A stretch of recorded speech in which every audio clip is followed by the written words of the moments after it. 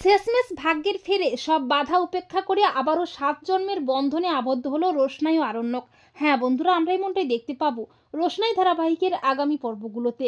গ্রামের মন্দিরে, যে মন্দিরে রোশনাই ও আরণ্যকের বিয়ে হয়েছিল, সেই মন্দিরে আরণ্যকের সাথে গরিমার বিয়ে দেওয়ার জন্য সবাই উঠে পড়ে লাগে। বিয়ের সমস্ত আয়োজন হয়ে যায়, আরণ্যক বরবেশে সেজে ওঠে আর গরিমাও কনে বেশে সেজে ওঠে। তবে আরণ্যকের মনটা অস্থির হয়ে ওঠে রোশনাইয়ের জন্য। এরপর সবাই মিলে বরকনেকে নিয়ে মন্দিরে যায় আর তারা রোশনাইকেও নিয়ে যায়।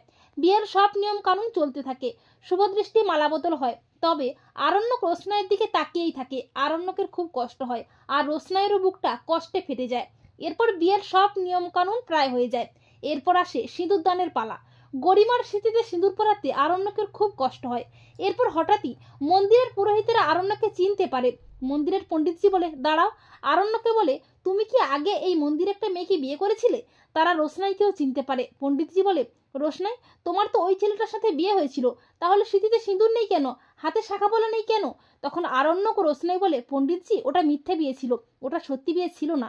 তখন পণ্ডিতজি প্রচণ্ড ক্ষেপে গিয়ে বলে, মন্দিরে শিবশম্ভুর সামনে তোমাদের 4 হাত আমি এক করেছি, আর তোমরা কিনা বলছো মিথ্যে বিয়ে? বিয়ে হলো 7 জন্মের বন্ধন, যে বন্ধন থেকে কোনোদিন মুক্ত হওয়া যায় না। পণ্ডিতজি বলে, এই মন্দিরে আমি কোনো অনর্থ হতে দেব না, এই বিয়ে হবে না।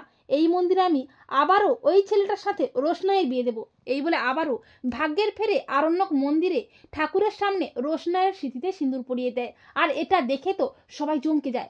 সুরঙ্গমা, গরিমা ও আরণ্যকের বাড়ির সবার থোঁতা মুখটা একেবারে ভোঁতা হয়ে যায়। তো বন্ধুরা, তোমরা এটাই চাও তো যে শেষ ভাগ্যের ফেরে সব বাধা উপেক্ষা করে আবারও যেন 7 জন্মের বন্ধনে আবদ্ধ হয় আরণ্যক ও রোশনাই? কমেন্ট করে এক্ষুনি জানিয়ে দাও তোমাদের মতামতটি।